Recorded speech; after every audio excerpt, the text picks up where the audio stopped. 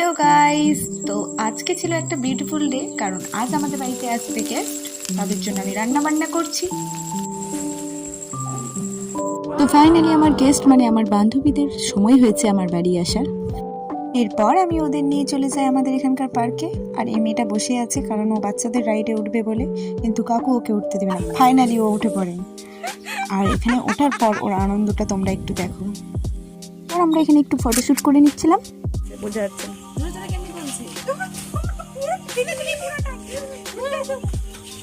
এরপরে আমরা চলে যাই নেহার বাড়ি, আর সেখানে যে আমরা খেয়ে নিই চিকেন পকোড়া।